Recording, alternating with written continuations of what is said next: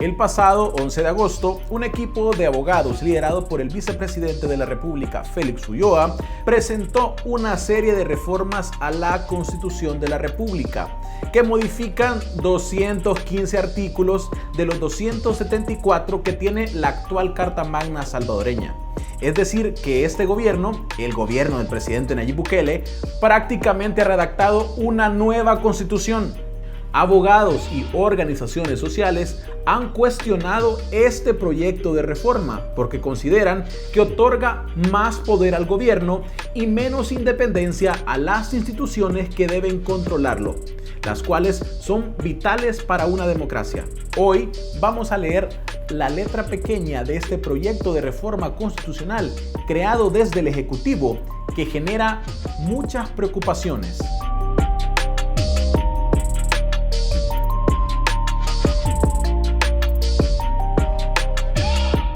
El Ejecutivo como constituyente.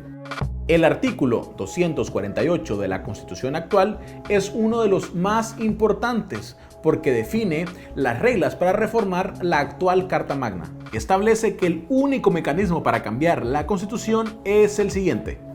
10 diputados presentan la reforma, 43 diputados deben votar para acordarla y 56 diputados de la siguiente Asamblea Legislativa deben votar para ratificarla.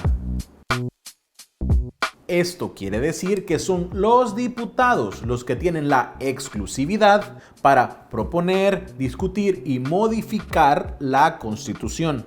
Se convierten en lo que los expertos del derecho llaman el constituyente derivado. Pero hasta ahora, ningún legislador ha participado en la construcción del proyecto de reforma constitucional presentado por el vicepresidente Ulloa. La reforma se redactó y se propuso desde el Ejecutivo y para algunos abogados eso implica una violación a la norma constitucional. A criterio del abogado José Marinero, el Ejecutivo se está atribuyendo esa facultad que no le da la Constitución y se está convirtiendo en un constituyente disimulado. De hecho, el vicepresidente Ulloa incluso ha confirmado que será el presidente Bukele quien tendrá la última palabra sobre este extenso pliego de reformas. Y esto genera muchas preocupaciones. No hay que olvidar que el presidente Bukele se ha caracterizado por un ejercicio autoritario del poder, como ocurrió en la toma militar de la Asamblea el 9 de febrero de 2020. O la maniobra que su partido político promovió el 1 de mayo cuando golpeó a la Sala de lo Constitucional y a la Fiscalía y despejó su camino a más poder. En los países democráticos, las constituciones, o en este caso las reformas amplias, se construyen bajo la democracia de los consensos, es decir, que todos los sectores que representan a la sociedad se ponen de acuerdo. La alternabilidad en el ejercicio de la presidencia en duda.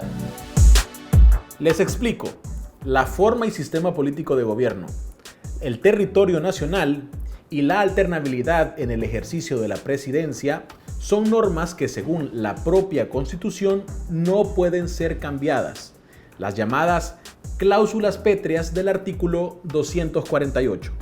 Esto quiere decir que todos los artículos de la Constitución que hagan referencia a esos valores constitucionales no pueden ser modificados. La última de estas cláusulas expresa que ser presidente es un cargo de tiempo definido que no puede extenderse y que al terminarse ese tiempo, una nueva persona deberá tomar el relevo.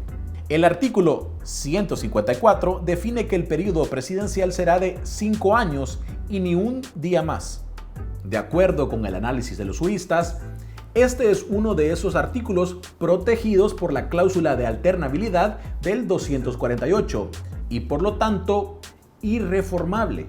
Sin embargo, la propuesta del Ejecutivo sí contempla modificar el 154 y ampliar el periodo presidencial a 6 años.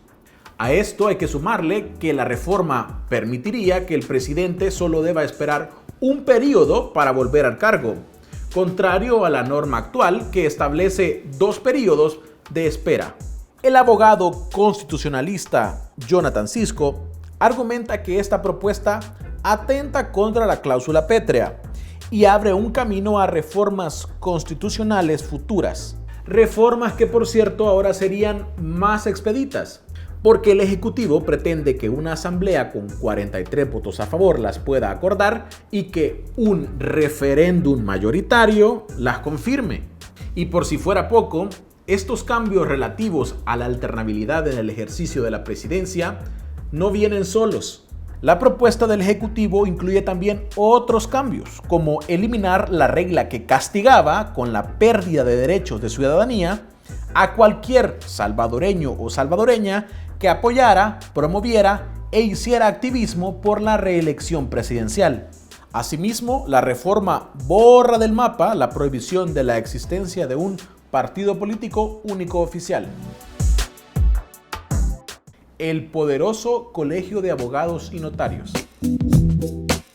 La propuesta de reforma del Ejecutivo crea un Colegio de Abogados y Notarios que tendrá la atribución exclusiva de seleccionar a candidatos o candidatas para las elecciones de segundo grado, es decir, las del Tribunal Constitucional, las de la Corte Suprema de Justicia, los titulares de la Fiscalía, la Procuraduría de Derechos Humanos, la Contraloría General, entre otros funcionarios. Eso indica que la Asamblea Legislativa podrá nombrar únicamente candidaturas que provengan de ese colegio de abogados. Según Marinero, esta disposición dará muchísimo poder a quien controle este colegio de abogados, porque tendrán la llave de todas las elecciones de segundo grado, cuya función es controlar, investigar, fiscalizar, vigilar y auditar principalmente al órgano ejecutivo. Una ley a crearse regulará la conformación de este colegio y las reglas que deberán seguirse para la selección de las candidaturas a elecciones de segundo grado, lo que significa que queda al arbitrio de una mayoría de diputados cómo crear esta ley que regulará el funcionamiento de este importante colegio de abogados. Y para cerrar hay que hacer unos apuntes más. Ahora mismo el proyecto está en fase de consultas y presentación a diferentes sectores diplomáticos, sociales y medios de comunicación, pero esta fase solo durará mes y medio antes de ponerlo a disposición del presidente Bukele el 15 de septiembre próximo.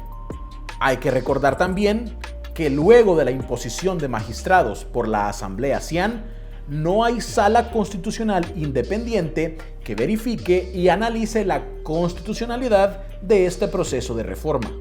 Además, desde mayo, esta misma Asamblea Legislativa, dominada por el partido del presidente, ha aprobado de forma express o con mínima discusión la gran mayoría de propuestas y reformas de ley que envían del Ejecutivo, sin cambiarles una coma. Queda preguntarnos si estas reformas a la Constitución seguirán el mismo camino.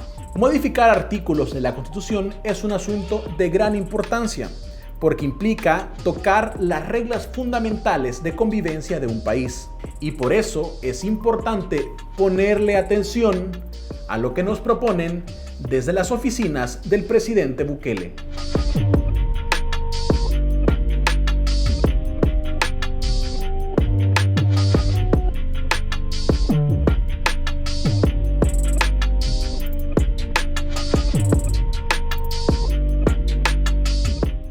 En la Unión Europea promovemos la protección de ecosistemas, bosques y biodiversidad.